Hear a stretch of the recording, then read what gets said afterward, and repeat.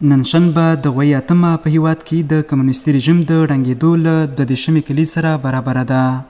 مجاهدینو له 14 کلن جهاد وروسته په 1901 لمریز کال کې د غوی میاشتې د کودتا په پایله کې د پخواني شوروي اتحاد په ملاتړ کمونیستي رژیم مات کړ.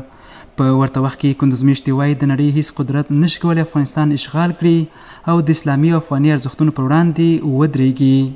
8 ثور روزی است که متجاوزین روس در وطن ما تجاوز کردن و افتخار ماست که هموطنان ما هم از مرد هم از اوناس ما تماما تانستن با چیزی که در اختیار داشتیم، مثلا با چوب و با تفنگ و با همه امکاناتی که ما در اختیار خود داشتیم، امکانات ناچیز، تانستیم در مقابل ابرقدرت دنیا که در اینجا تجاوز کرده بود، ما تانستیم او را به شکست مواجه کنیم. 8 ثور روز نیکبختی ملت مردم افغانستان است.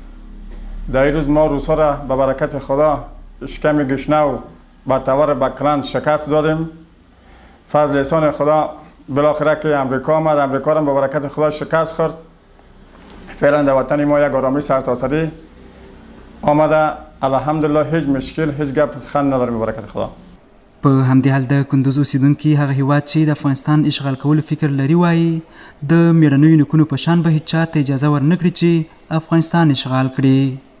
هر تجاوزگر چې د افغانستان په خاوره باندې تجاوز وکړي همدغه رقم درس یې له انګلیس نه واخلي، درس یې له روس نه واخلي، درس یې له امریکا نه واخلي، له ناټو څخه دې واخلي، همدغه رقم بېرته پزه په خاورو سول کېږي، دوی به له خاورو څخه خاورې کېږي او تور مخ به بیا سړل کېږي. نن د افغانانو عبرت واخلي چې افغانان یو واحده قوم ده، یو مجاهد پروره قوم ده، هېڅ وخت کې خپل شجاعت او خپل میدان چاته خوشي کوي نه. دا په داسې حال کې ده چې د افغانستان مجاهد ملت د شوروي سرو لښکرو له ماتې وروسته یو ځل بیا د امریکا تجاوز پر وړاندې ودرېدل او په پوره مېړانې له خپل هیواد وشړل.